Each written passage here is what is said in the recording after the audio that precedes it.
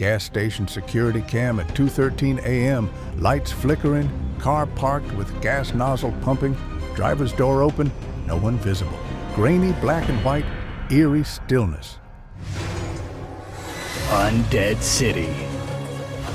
The night comes alive. Believe it or don't.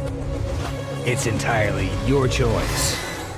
Yes, believe it or not, the choice is yours. Are you ready to listen? So, sit back, if you dare, and listen closely.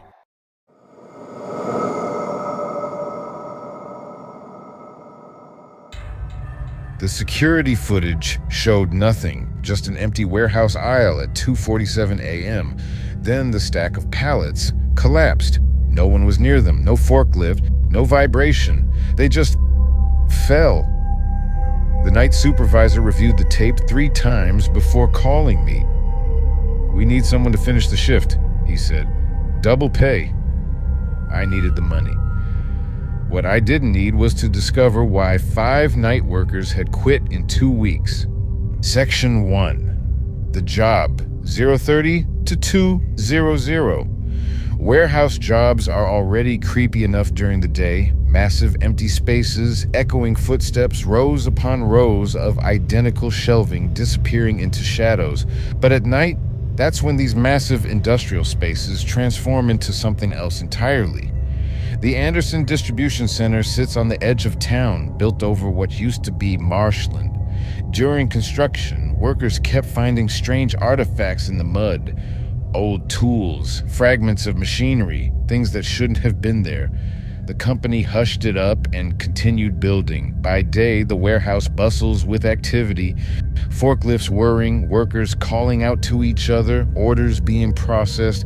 But at night, a skeleton crew maintains operations, 5 workers per shift, spread across 200,000 square feet of concrete and steel. At least that was the plan, until they couldn't keep anyone on night shift for more than a few days. The job posting was simple enough.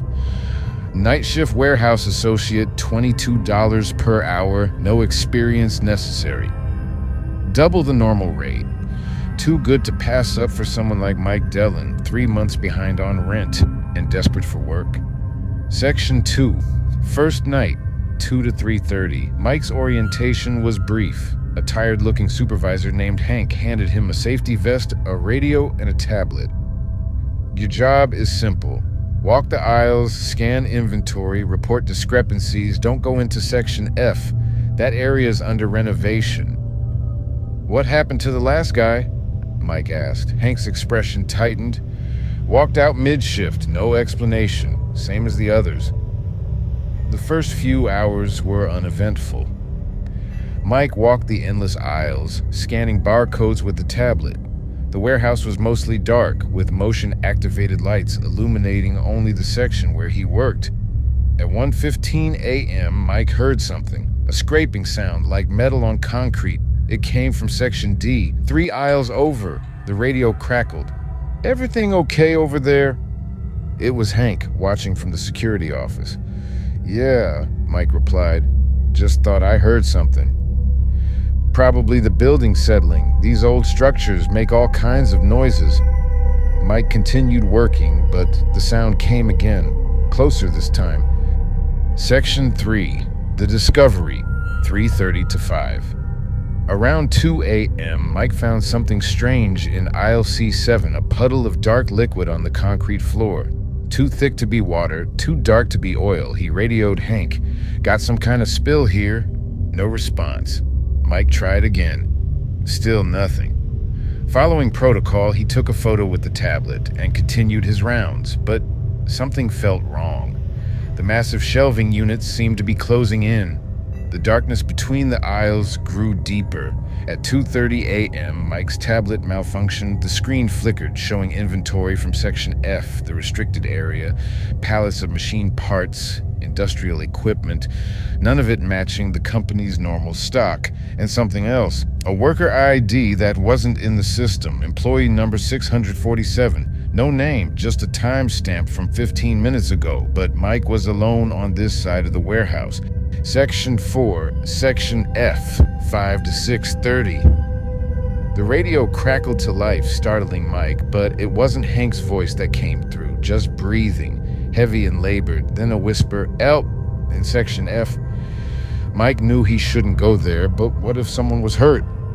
The entrance to Section F was blocked by yellow caution tape. A temporary wall had been erected, with a door left slightly ajar. Beyond it, darkness.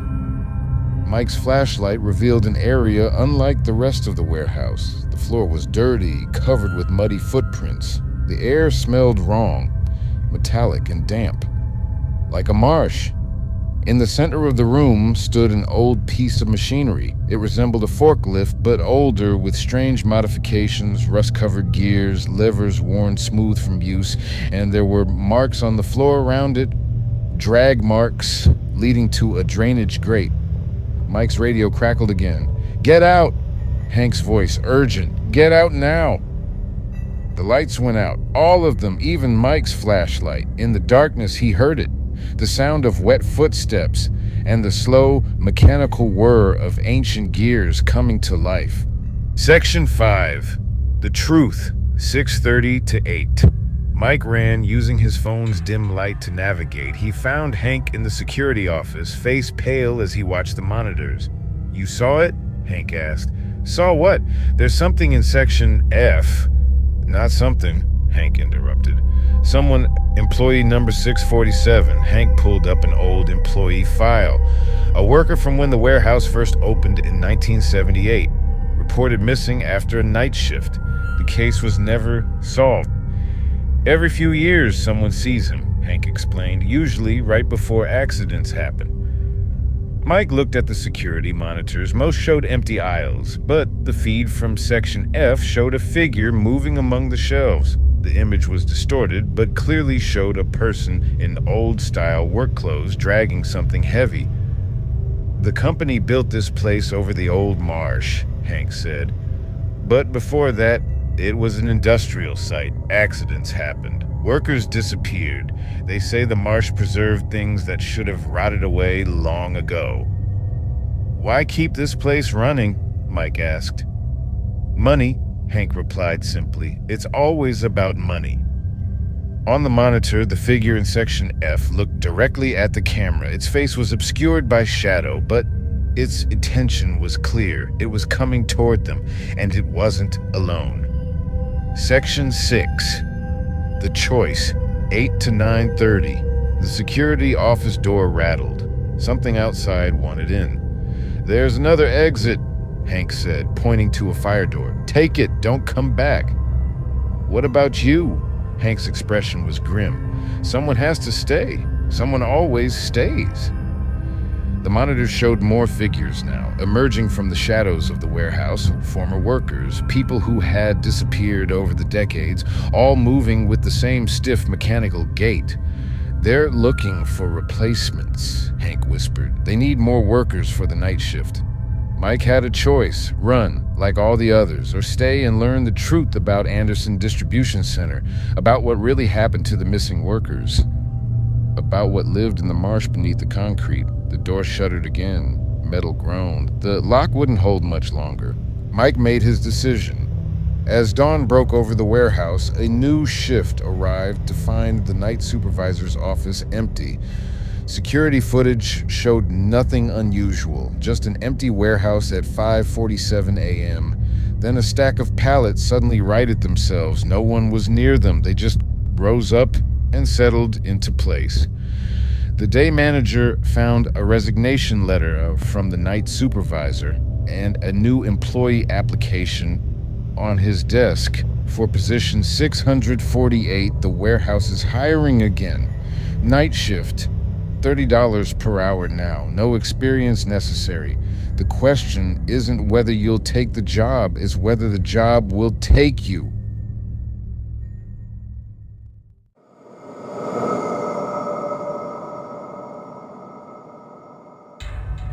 The security camera caught it all. A customer pumping gas at 2:13 a.m., then the lights flickered. When they came back on, the customer was gone. The gas nozzle hung in the air, still pumping. The car door open. No one ever reported the missing. I've been working at this gas station for 3 nights now, and I'm starting to understand why this place can't keep overnight staff. Tonight, I saw what happens when you become the last stop's final customer. Section 1. The gas station, 030-2200. The last stop gas and convenience sits on a stretch of highway where the nearest town is 30 miles in either direction. During the day, it's just another rundown gas station. Truckers filling up, families on road trips buying snacks, the usual. But at night, the fluorescent lights create pools of harsh white against the darkness. The empty highway stretches like a black river into nowhere, and the store becomes an island of light that some people enter but never leave. The job posting was simple: night attendant, 10 p.m. to 6 a.m., $25 per hour, no experience needed. The pay was too good to pass up for someone like Ray Morgan, 2 months behind on rent and desperate for work. The manager, a jumpy man named Vance, barely looked Ray in the eye during the interview. Just keep the store stocked, ring up customers, call me if there's any trouble. He hesitated. And don't go into the storage room after midnight. Inventory happens during day shift only. Ray didn't think much of it. Every job had its quirks, and the pay was double what he'd make anywhere else. Oh, and one more thing, Vance added. If you see anyone at pump number 4 after 2 a.m., don't go out there. Use the intercom to tell them to come inside to pay. Why? Just store policy, Vance said. Pump 4 has electrical issues after 2. Section 2. First night, 2 to 3:30. Ray's first night was quiet. A few truckers stopping for coffee, some locals buying beer before the cutoff time. By midnight, the highway was empty, the store silent, except for the buzz of the coolers and the flicker of the fluorescent lights. At 1:47 a.m., a sedan pulled up to pump 3. A woman in a business suit came inside to prepay. "Long drive?" Ray asked. "You have no idea," she replied. Her voice sounded strange, like it was coming from somewhere far away. "I've been on this road for so long." She returned to her car, pumped her gas, drove away. At 2:05 a.m., Ray noticed the lights over pump 4 flickering, though no one was there. The radio behind the counter suddenly turned on by itself, static at first, then a clear voice, "Customer at pump 4. Ray looked at the monitor. Pump 4 was empty, then it wasn't. A car had appeared, an old model, boxy and rusted. A man stood beside it, the gas nozzle in his hand. Ray couldn't remember seeing the car pull in.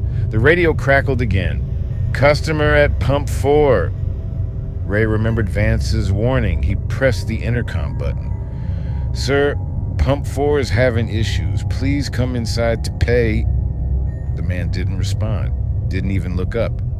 "Sir, can you hear me?" The man slowly turned toward the store. Even through the grainy security feed, Ray could see something was wrong with his face. It was blurred, like in a photograph where someone moved during the shot. The lights flickered again. When they stabilized, both the man and the car were gone. Section 3. The logbook, 3:30 to 5.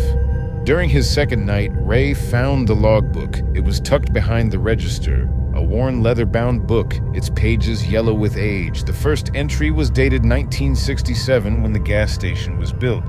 The entries were simple: date, time, description, all recording the same thing: people who vanished. March 15th, 1973, 2:13 a.m., man in blue Ford, pumping gas. Lights flickered. Gone. November 22nd, 1981, 2:17 a.m., woman with child. At pump 4, lights flickered, both gone. August 7th, 1994, 2:09 a.m., truck driver, pumping gas. Lights flickered, gone. Truck remained. The entries continued to the present day. The most recent just a week before Ray started. The final page had a tally, 72 people, all vanished between 2 a.m. and 2:30 a.m. All at Pump 4. Ray should have quit then, should have walked out and never looked back, but he needed the money, and part of him didn't believe it, couldn't believe it. Then came the third night. Section 4. The Visitor, 5 a.m. to 6:30 a.m. At 1:55 a.m. on Ray's third night, a pickup truck pulled into the station. It parked at Pump 2, and a man in a flannel shirt came inside. "Coffee," he said gruffly, putting down a few bills. Ray watched him on the monitor as he went back out, filled his truck, and then pulled it around to the side of the building. At 2:08 a.m., the lights began to flicker. The radio crackled. "Customer at Pump 4. Ray checked the monitor. Pump 4 was empty. Then the man in the flannel shirt walked into frame. He was standing at Pump 4, though his truck was nowhere in sight. "No," Ray whispered. "Go back to your truck." The man looked confused, staring at the pump as if trying to understand how he got there. Ray hit the intercom. "Sir, move away from Pump 4. Come inside now." The man looked up at the camera, his expression shifting from confusion to fear. He took a step away from the pump. The lights flickered violently. Ray ran from behind the counter, heading for the door. He had to get the man away from Pump 4. As he pushed through the door, the lights stabilized. Pump 4 was empty, but the man's truck was still parked at the side of the building, the driver's door open, engine running. Ray checked everywhere. The store, the bathrooms, the parking lot. The man was gone. Section 5. The storage room, 6:30 to 8. Ray went back inside shaking. He picked up the logbook and added a new entry. April 12th, 2023, 2:11 a.m. Man in flannel shirt at Pump 4, lights flickered, gone. He had to understand what was happening, what this place was, the storage room. Vance had been specific about not going in there after midnight, but if answers existed anywhere, they'd be there. The door was locked with a simple padlock. Ray found the key in the register drawer. The storage room was larger than it should have been, much larger. The walls stretched back into shadows the overhead lights couldn't penetrate. Shelves lined the walls, but they didn't hold inventory. They held personal belongings, a child's backpack, a woman's purse, a trucker's logbook, a businessman's briefcase, 72 sets of items, one for each person in the logbook. On a desk at the back of the room sat an old machine. It resembled a gas pump, but older, modified. Tubes ran from it into the wall, disappearing into darkness. Next to it was a ledger, different from the logbook out front. This one contained names, dates, and payments. The last stop wasn't just a gas station, it was a collection point. A note was paperclipped to the current page. Quota, 100 by end of year. Ray heard a noise behind him. The door to the storage room swung shut, and the lights began to flicker. Section 6. The Truth, 8 to 9:30. Ray tried the door. Locked, his radio crackled. Customer at Pump 4, but Ray was inside. Who was at the pump? The security monitor on the wall showed Pump 4. Standing there, looking confused, was Ray. But that was impossible. He was in the storage room, watching the monitor. The Ray on the screen looked up at the camera, his expression changing from confusion to horror. The real Ray understood then. The last stop didn't just take people, it replaced them. The ledger made sense now. This wasn't a record of victims, it was a record of replacements. People taken and something else put in their place, something that looked human but wasn't. Like Vance, who never made eye contact, who never came in after dark, like the woman in the business suit whose voice sounded wrong. The lights flickered more violently now. The machine in the corner hummed to life, its tubes pulsing with a dark fluid. On the monitor, the other Ray began to change, his features blurring, shifting. Ray had a choice: a break out of the storage room, try to escape, or accept what was happening. He heard the front door chime. Someone had entered the store. On the monitor, he saw Vance at 2:25 a.m., hours before his shift should start. Vance looked directly at the camera, directly at Ray, and smiled. A wrong smile that stretched too wide. 73, he said to the camera. 27 more to go. The machine in the corner grew louder. The tubes pulsed faster. Ray felt the air thicken around him, felt something pulling at him like gravity, but stronger, drawing him toward the machine. The lights gave one final violent flicker. At 6 a.m., the day attendant arrived to find the store immaculate, register balanced, inventory stocked. Ray was finishing his shift, wiping down the counter. "How was your night?" the day attendant asked. "Quiet," Ray replied, his voice sounding strange, like it was coming from somewhere far away. "Just a few customers." As he left, Ray didn't go to his car. He walked behind the building to where an old rusted sedan was parked. A car no one remembered being there before. The last stop is hiring again. Night attendant, 10 p.m. to 6 a.m. $30 an hour now, no experience necessary. The sign says they're looking to fill 27 positions before the end of the year. The real question isn't whether you'll take the job, it's whether you're already working there and just don't know it yet.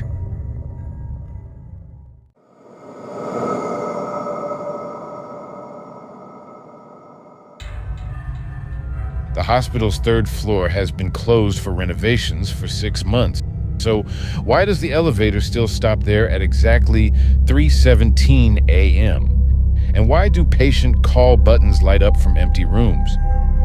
When the regular night nurse called in sick, I took the shift for the extra cash. Now, I know why nobody wants to work nights at Mercy General and why those who do never last more than a week. Section 1. The hospital, 030-2200. Mercy General Hospital sits on the outskirts of town, a 5-story concrete building from the 1960s. During the day, it's like any other hospital. Doctors making rounds, visitors bringing flowers, the cafeteria serving bland food. But at night, the building transforms. Long corridors stretch into darkness. The fluorescent lights flicker and hum. And the sounds. The building makes so many sounds at night. Mercy General has always had stories. Rumors pass between staff in whispered conversations, patient deaths that couldn't be explained, strange occurrences in the older wings. Most medical professionals chalk it up to stress and exhaustion. Emma Chen needed the money. 3 years out of nursing school with mounting student debt, she couldn't turn down the night shift premium pay. Double rate for a simple 12-hour shift, monitoring the recovery ward. Only 6 patients to check on. How hard could it be? The nursing supervisor looked relieved when Emma accepted the position. "Just follow the protocols in the manual," she said, handing over a worn binder. "And don't go to the 3rd floor. Construction, you know." Emma nodded, not thinking to ask why construction only happened at night. Section 2. First shift. 2 to 3:30, Emma arrived for her first shift at 7 p.m. The day nurse, a tired-looking woman named Carol, gave her a quick handoff. 6 patients, rooms 204 through 209, vitals every 2 hours, meds at 8, 12, and 6. The call system is old, so sometimes it triggers on its own. Just reset it at the nurse's station. Carol hesitated before leaving. "If you hear anything strange, it's just the building. These old hospitals, you know, they make noises." The first few hours were quiet. Emma checked on the patients, administered medications, and filled out charts. Normal nursing work. At 11:42 p.m., the first call button lit up, room 210. Emma stared at the illuminated button. Room 210 should be empty. She walked down the hallway, past the occupied rooms, to 210.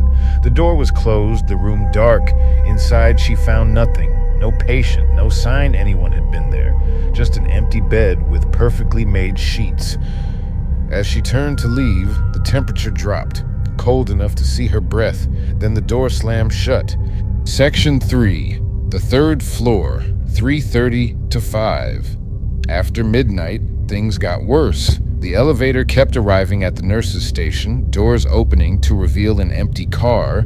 The call system repeatedly lit up for the 3rd floor, which should have been impossible since those rooms weren't even on the active system. At 2 a.m., Emma heard something above her, footsteps pacing back and forth. The shuffle of multiple feet directly over the nurse's station on the 3rd floor, the closed floor. She tried calling her supervisor, but the hospital phones weren't working. Her cell phone showed no signal. The footsteps grew louder. Then came a sound like something heavy being dragged across the floor, followed by a thump and another and another. Emma had to check, not because she wanted to. Every instinct told her to stay put, but because what if someone was hurt? What if an actual patient had somehow gotten up there? The elevator refused to go to the 3rd floor. The button wouldn't even light up. That left the stairs. The stairwell was darker than it should have been. The emergency lights dim, barely functioning. As Emma climbed, the air grew colder, heavier. The door to the 3rd floor had a chain across it. A sign read, "Closed for renovation," but the chain hung loose, the door slightly ajar. Section 4, room 317, 5 to 6:30. The 3rd floor was dark, not just unlit, but a darkness that seemed to swallow the beam of Emma's flashlight. The air smelled wrong, antiseptic overlaid with something sweeter, sickly. The floor didn't look under renovation. It looked abandoned, long abandoned. Dust covered every surface. Old equipment sat covered in sheets. The nurse's station was intact but vintage, from decades earlier.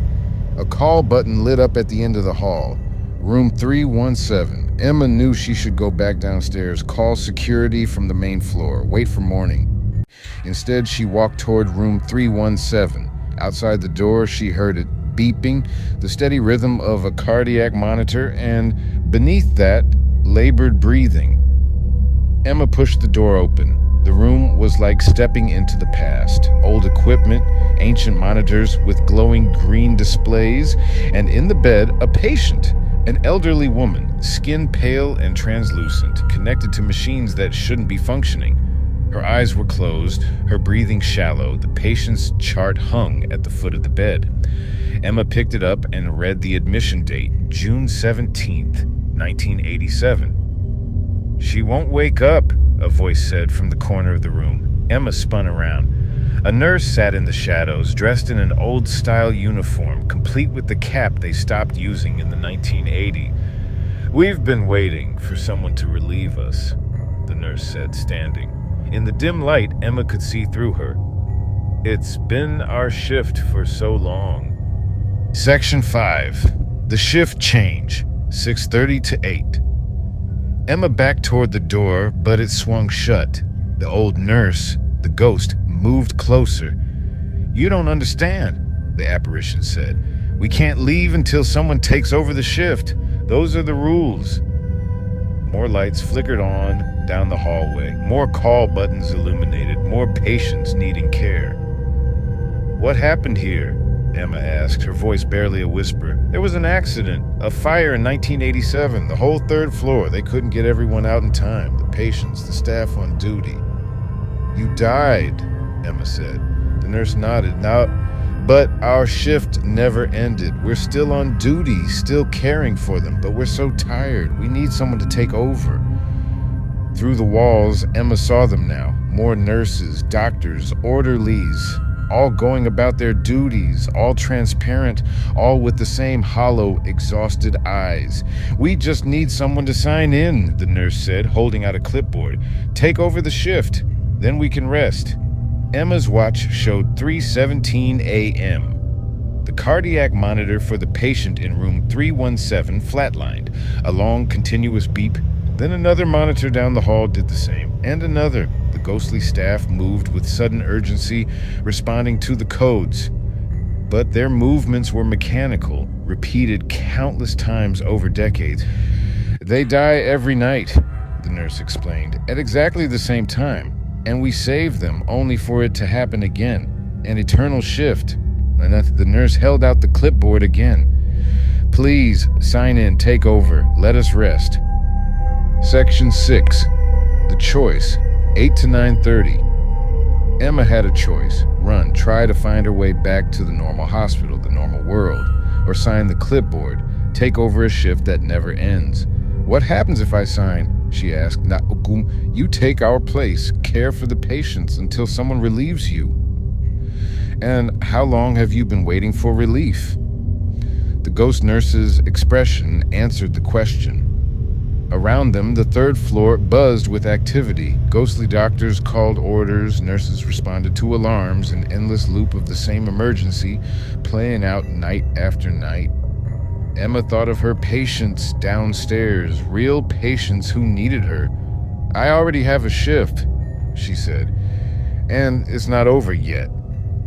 The nurse's face darkened, the lights flickered, the temperature plummeted. No one leaves the third floor, the nurse said, her voice no longer human. No one escapes their shift. The call buttons throughout the floor began flashing, urgent and angry. The flatline alarms grew louder. The ghostly staff moved faster, more desperately. Emma backed away, searching for an exit. But the hallway had changed, stretched impossibly long. Doors appeared where there had been none before. The nurse's station vanished. She ran, the sound of squeaking wheels and rattling medication carts behind her, the crash of equipment, the wail of alarms, and always the voice of the nurse. Your shift isn't over. Your shift will never be over. At 7 a.m., the day nurse arrived at Mercy General to find the recovery ward perfectly maintained, all charting complete, all medications administered, but no sign of the night nurse. The supervisor wasn't surprised. They never last, she sighed, pulling out another hiring form. Security footage showed Emma entering the stairwell at 2:52 a.m. No cameras recorded her coming back down, but sometimes, in the reflection of the elevator doors, staff glimpse a figure in scrubs standing behind them, and the call button for the third floor still lights up at exactly 3:17 a.m., though nobody ever pushes it. Mercy General is hiring again. Night shift nurse, triple pay now. No experience necessary. Just sign on the dotted line. It's just one shift. One eternal shift.